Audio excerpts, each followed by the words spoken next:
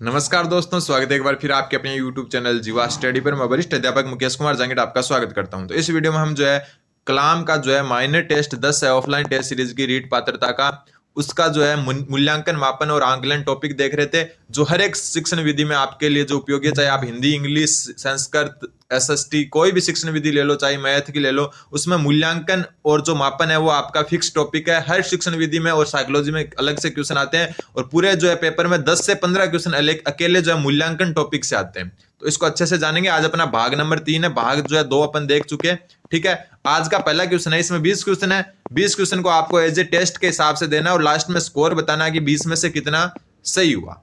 आज का पहला क्वेश्चन, सतत एवं व्यापक मूल्यांकन सीसी सतत एवं व्यापक मूल्यांकन में सह शैक्षिक पक्ष से संबंधित क्षेत्र है। ठीक है, सतत एवं व्यापक मूल्यांकन में सह शैक्षिक मतलब जो शिक्षा के अलावा, किसके अलावा, जो शिक्षा के अलावा, पढ़ने लिखने के अलावा कौन कौन से क्षेत्र सम्मिलित किए गए हैं। सबसे पहले ऑप्शन आपके सामने चार में से कौन कौन सा सही है वो बताना। जीवन कौशल, बिल्कुल जीवन कौशल है वो आपका सीसी के अंतर्गत सह शैक्षिक क्षेत्र में शामिल किया गया है। और इसका एग्जाम भी होता है। आप जैसे स्कूल में टीचर बनोगे आपको पता चलेगा जीवन कौशल का अलग से क्या होता है, एग्जाम भी होता है। ठीक है, फिर है कार्य क्षमता, तो ये भी आपका इसमें सम्मिलित है। फिर दृश्य में प्रदर्शन कला, जैसे अपन निपुण मेला है, किशोरी मेला, ऐसे मेले होते रहते हैं स्कूल में, जिसमें हम दृश्य में प्रदर्शन मतलब मॉडल वगैरह बनाते हैं, प्रदर्शनी करते हैं ना, उससे संबंधित है। तो ये भी शैक्षिक क्षेत्र में आता है। फिर अभिवर्ती एवं मूल्य, तो ये भी आता है। तो चारों के चारों इसमें सही है। तो उत्तर हो जाएगा आपका ऑप्शन नंबर 4, 1 2 3 4, चारों के चारों सही है। मैं वापस बता दूं कि इसको एक टेस्ट के तौर पर लें आप, और 20 में से कितने क्वेश्चन सही हुए हैं वो आपको जरूर कमेंट करना है लास्ट में। ठीक, या फिर अगर आप टेस्ट के तौर पर नहीं लें तो एक रिवीजन के तौर पर तो इसको जरूर लें। और एक बात और, 1 लाख सब्सक्राइबर अपने होने वाले हैं, मात्र 600 सब्सक्राइबर दूर है अपन। कितने सब्सक्राइबर? 600 सब्सक्राइबर। तो मैं उम्मीद करता हूं आपसे कि आपको मैंने आज रात 10 बजे तक का एक चैलेंज दिया था कल वाले वीडियो में, आज वापस दे रहा हूं। आज रात 10 बजे तक, यानी कि 22 तारीख पहला महीना 2025 रात को 10 बजे तक अपना 1 लाख का पूरा टारगेट करने का अपना एक टारगेट है। उसको आप पूरा साथ मिलकर अपने दोस्तों के साथ, अगर आपने सब्सक्राइब कर रखा तो अपने दोस्तों से सब्सक्राइब करवाएं, और आपने अगर सब्सक्राइब नहीं कर रखा तो आप भी सब्सक्राइब करें। ठीक है, अगला क्वेश्चन, सतत एवं व्यापक मूल्यांकन में जो शैक्षिक क्षेत्र है उसका आंकलन किस प्रकार से होता है। ठीक है, बहुतकनीक के उपयोग से केवल औपचारिक रूप से किया जाता है। तो मैं आपको बता चुका, केवल शब्द आते ही 99% आपका नेगेटिव जाता है, तो ये तो होने वाला नहीं है। ठीक है, मैंने आपको बताया ना कि साइकोलॉजी और शिक्षण विधियों में अगर केवल शब्द आ गया ना, मतलब 99% वो नेगेटिव ही है। कोई 1% में हो सकता है वो पॉजिटिव सेंस में हो। बहुतकनीक के उपयोग से केवल अनौपचारिक, तो ये भी गलत हो गया, केवल शब्द आ गया। ठीक है, एक ही तकनीक से केवल औपचारिक रूप से किया जाना चाहिए, ये भी केवल आ गया। तो उत्तर क्या हो गया आपका? Option number 3। बहुतकनीक से यानी एक से अधिक तकनीक अपनानी चाहिए, और औपचारिक और अनौपचारिक दोनों रूप से किया जाना चाहिए। ठीक है, सीसी आपका मूल्यांकन है, उसमें आंकलन आपका बहुतकनीक पर यानी कि एक से अधिक तकनीक पर, और औपचारिक और अनौपचारिक दोनों रूप से होना चाहिए। तो उत्तर हो जाएगा आपका ऑप्शन नंबर 3। अगला क्वेश्चन है, परीक्षण की वस्तुनिष्ठता से क्या तात्पर्य है। देखो, ज्यादातर स्टूडेंट मेरे हिसाब से कंफ्यूज होते होंगे विश्वसनीयता, वस्तुनिष्ठता और वैधता से। तीनों चीजें मैं कवर कर देता हूं। देखो, वस्तुनिष्ठता क्या होती है? वस्तुनिष्ठता होती है कि एक से अधिक शिक्षक, लिख देता हूं, परीक्षणकर्ता भी लिख सकते हो, या शिक्षक, एक से अधिक शिक्षक कोई परीक्षण करे तो भी परिणाम समान हो।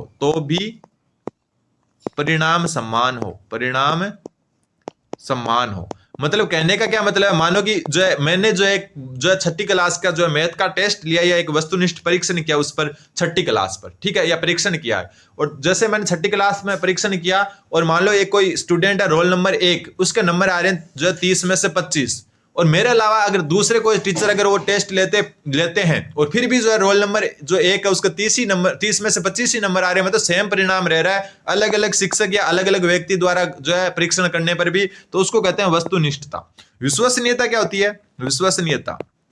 विश्वसनीयता होती है जब, मतलब एक इसको उल्टा भी ले सकते हो वस्तुनिष्ठता को। मान लो कि मैं अगर मान लो 6ठी क्लास का कोई बच्चे ने टेस्ट दिया और मैं कॉपी चेक कर रहा हूं, और उसके नंबर आए 30 में से 60, सॉरी गलती होगी, 30 में से 25 आए।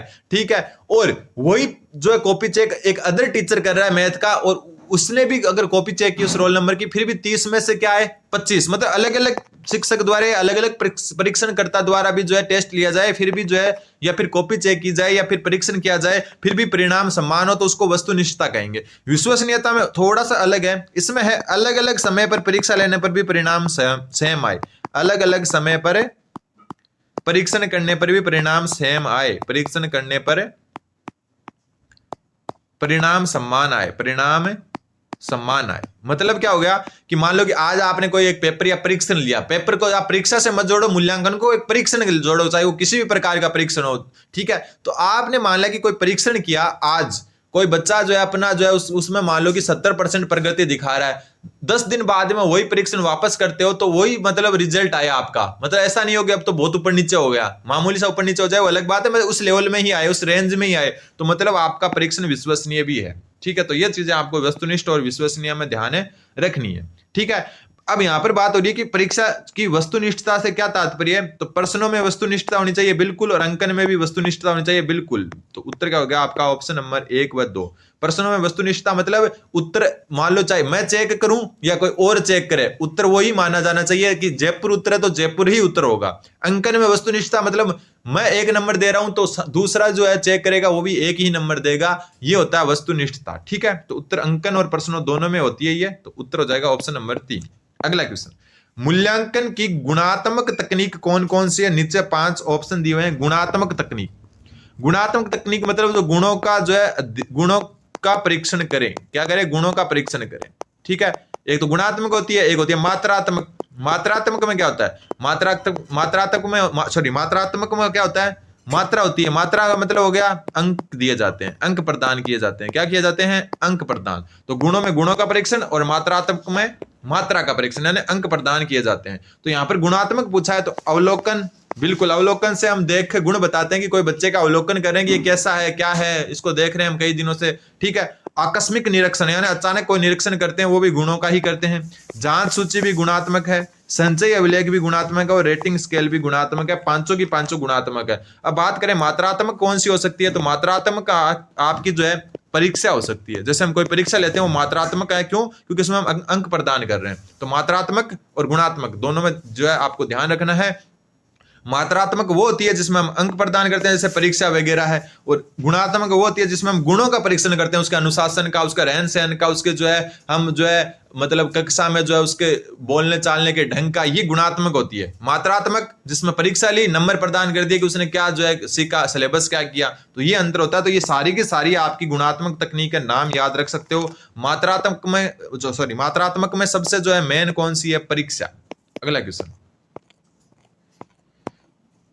अगला क्वेश्चन है निदानात्मक परीक्षण किया जा सकता है। निदानात्मक परीक्षण किस पर किया जा सकता है, मेरे हिसाब से अभी तक का मोस्ट इंपॉर्टेंट क्वेश्चन है कि निदानात्मक परीक्षण किस पर किया जा सकता है। देखो निदानात्मक परीक्षण में क्या होता है, अधिगम कठिनाइयों के कारणों का पता लगाया जाता है। अधिगम कठिनाई, बार बार बता चुका मैं, अधिगम कठिनाई के कारणों का पता, और जब ये कारणों का पता लग जाता है ना अपने को, फिर हम क्या करते हैं, फिर हम कारणों का पता लगाने के बाद में करते हैं, अधिगम कठिनाई के कारणों का पता लगाने के बाद में उपचारात्मक शिक्षण करवाते हैं और अधिगम कठिनाई को दूर करते हैं, उपचारात्मक शिक्षण करवाते हैं। तो देखो निदानात्मक परीक्षण है वो आपका मंद बुद्धि बालकों पर भी किया जा सकता है, मध्यम बुद्धि वालों पर और प्रतिभाशाली बालकों पर भी। ऐसा जरूरी नहीं कि प्रतिभाशाली बालक है तो उसमें कोई भी अधिगम कठिनाई नहीं होगी, तो तीनों प्रकार के बालकों पर जो है ये परीक्षण किया जा सकता है। उत्तर होगा उपयुक्त सभी, और मेरे हिसाब से मोस्ट इंपोर्टेंट क्वेश्चन है, क्योंकि अपन जो निदानात्मक परीक्षण है उसको मंद बुद्धि बालकों से जोड़ लेते हैं कि यार ये तो सिर्फ मंद बुद्धि बालकों पर ही किया जाता है, जबकि ऐसा नहीं है, ये मंद बुद्धि, मध्यम बुद्धि, प्रतिभाशाली सभी बालकों पर किया जाता है।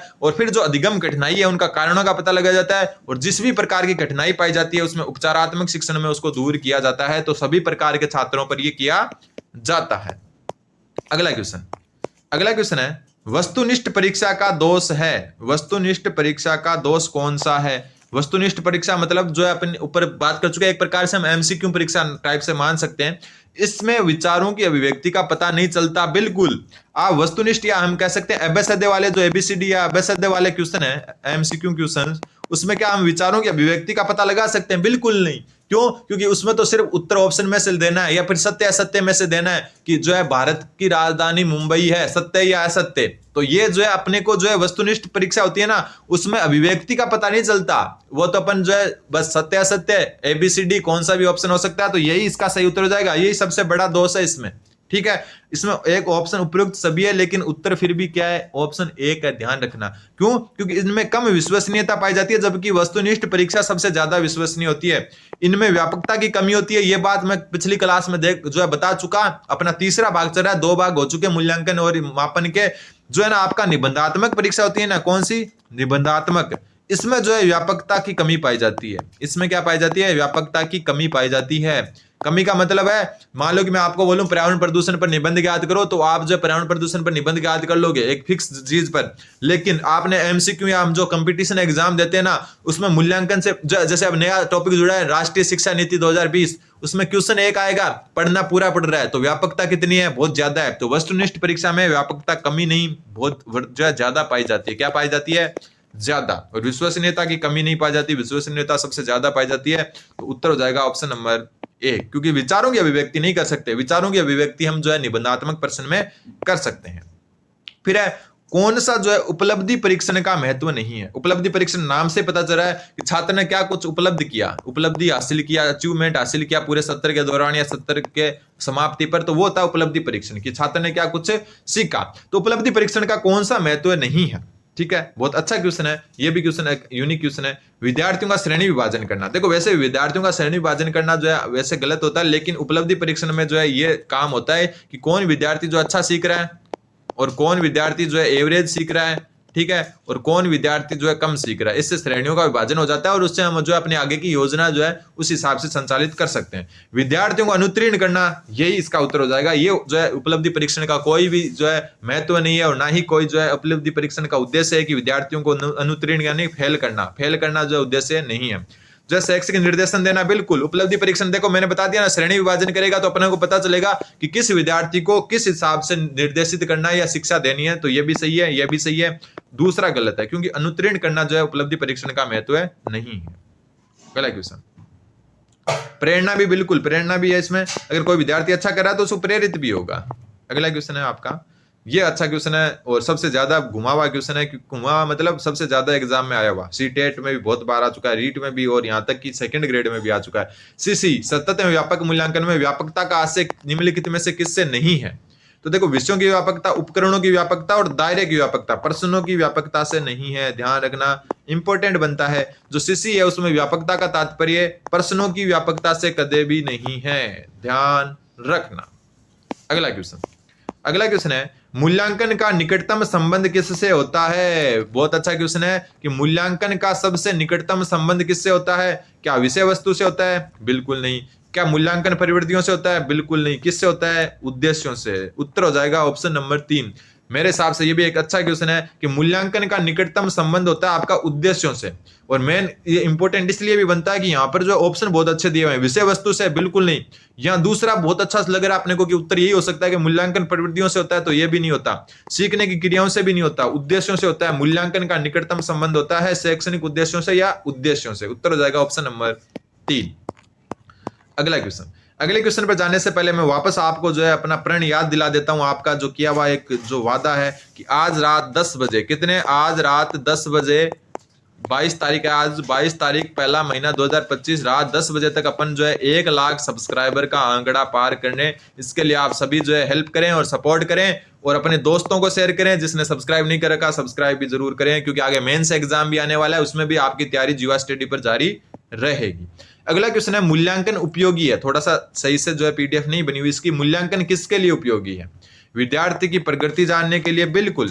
विद्यार्थी ने क्या प्रगति की वो जानने में जो है मूल्यांकन उपयोगी है, बिल्कुल होता है। विद्यार्थी की कक्षा में उपस्थिति जानने में क्या मूल्यांकन से ऐसा पता चलेगा? बिल्कुल नहीं। विद्यार्थी के आचरण जानने में, तो इससे मूल्यांकन से इसको पता नहीं चलेगा आचरण कैसा है, ठीक है। अनुशासन के बारे में तो फिर भी पता चल सकता है, लेकिन आचरण के बारे में नहीं पता चल सकता, उपस्थिति के बारे में नहीं पता चल सकता।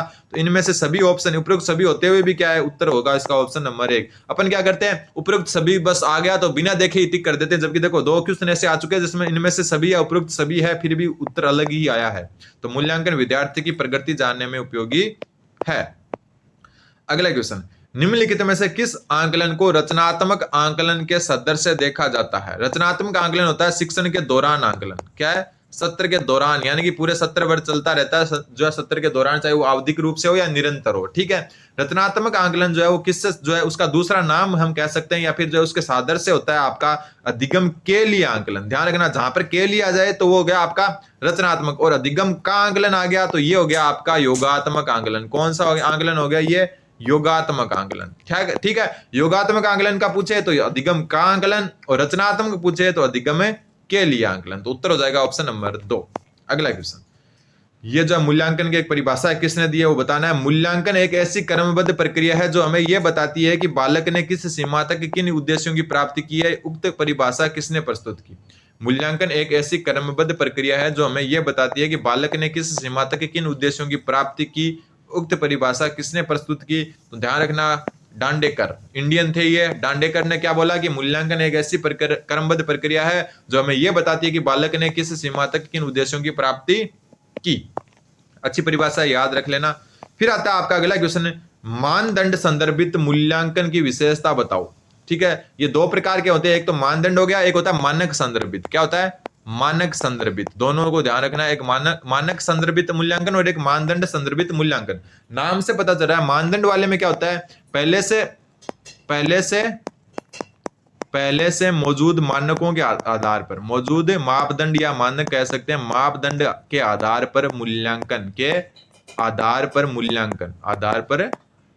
मतलब पहले से कोई मानदंड तय कर दिए जाते हैं। जैसे अपने आजकल 40% का रूल होता है ना, वैसे मान लो कि छात्र 40% तो लाने ही पड़ेंगे। तो मानदंड संदर्भित मूल्यांकन वो होता है कि जो पहले से ही मौजूद कोई मापदंड होता है उसके आधार पर करते हैं। जैसे बोल दिया कि आपको सेकंड ग्रेड या रीट की परीक्षा देनी है, उसमें 60% या 40% लाने अनिवार्य है, तो ये हो गया आपका मानदंड संदर्भित। यानी कि पहले से मानदंड तय कर दिए कि इतने तो लाने, उसके ऊपर जाते ही आप क्या हो जाओगे? पास माने जाओगे। ठीक है, मानक संदर्भित क्या होता है? मानक संदर्भित होता है जो है, आप एक प्रकार से मानक संदर्भित को कैसे परिभाषित करोगे?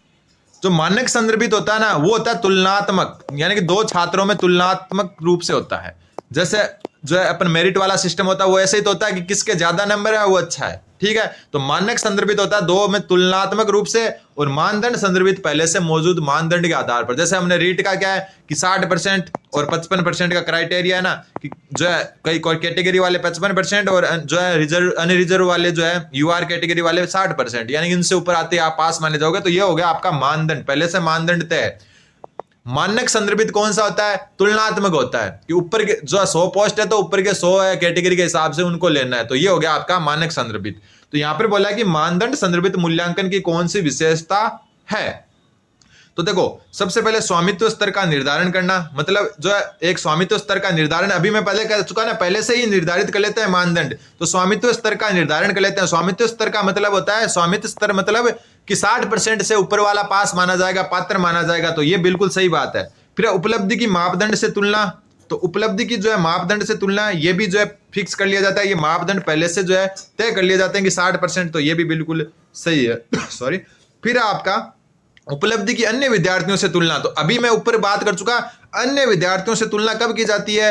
जब मानक संदर्भित होता है। ठीक है, क्या होता है? जब मानक संदर्भित होता है। ठीक है, उम्मीद है आपको समझ में आया होगा। सबसे अच्छा क्वेश्चन है ये, दोनों कंफ्यूज करते होंगे आपको, अब नहीं करेंगे। उत्तर हो जाएगा 1 व 2। 1 व 2 तो दोनों मानदंड के हैं, तीसरा मानक संदर्भित का, तो उत्तर हो जाएगा ऑप्शन नंबर 4। अगला क्वेश्चन है, ये हर टॉपिक में काम आने, जो आपके चाहे साइकोलॉजी हो, चाहे एसएसटी हो, चाहे ईवीएस हो, चाहे जो आपके साइंस मैथ हो, सब में आता है जो है मूल्यांकन वाला टॉपिक। ठीक है, अगला क्वेश्चन, राजस्थान में कक्षा 1 से 5 में सीसी के एक निश्चित कार्यक्रम SIQE के रूप में कब लागू किया गया? मतलब राजस्थान में जो कक्षा 1 से 5 है उसमें सीसी को जो है एक निश्चित कार्यक्रम, जिसको SIQE कहते हैं, जिसका पूरा नाम होता है state incentive for quality education. क्या? State incentive for quality education के रूप में कब लागू किया गया? तो उत्तर ध्यान रख लेना, 2015-16 में। ठीक है, सीसी को राजस्थान में किस रूप में लागू किया गया? SIQE, जिसका फुल फॉर्म होता है state incentive for quality education, और ये आपका 2015-16 के सेशन से लागू हुआ। फिर अगला जो क्वेश्चन है आपका वो है कि मूल्यांकन की मात्रात्मक तकनीक नहीं है। ऊपर एक गुणात्मक तकनीक वाला क्वेश्चन आया था, अब है मात्रात्मक तकनीक नहीं है। तो गुणात्मक कौन सी होती है? गुणात्मक कौन सी होती है? जिसमें हम जो है गुणों का विश्लेषण करते हैं, जो है अवलोकन करते हैं, गुणों का अवलोकन करते हैं या मूल्यांकन करते हैं, अवलोकन। ठीक है, गुणों का मूल्यांकन करेंगे तो गुणात्मक। मात्रा यानी कि एक प्रकार से जो है हम गृह कार्य देना या फिर जो है अंक प्रदान करना, ये आता है मात्रात्मक में। ठीक है, अंक प्रदान करना।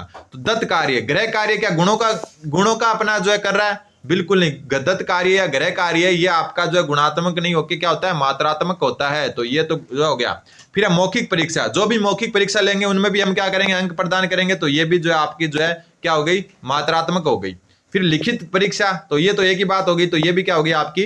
मात्रात्मक। तो बचा क्या कौन सा? साक्षात्कार। साक्षात्कार यानी इंटरव्यू। और इंटरव्यू में आपको पता ही है, कोई जो है अपन क्या करते हैं? गुणों का विश्लेषण करते हैं, उसके बोलने का ढंग क्या है, अभिव्यक्ति किस हिसाब से करता है, उसके बारे में जानते हैं ना। इंटरव्यू लेते हैं ना, तो उसमें गुणों को जो है हम देखते हैं। रेटिंग स्केल ऊपर हम देख भी चुके, तो उत्तर हो जाएगा ऑप्शन नंबर 4।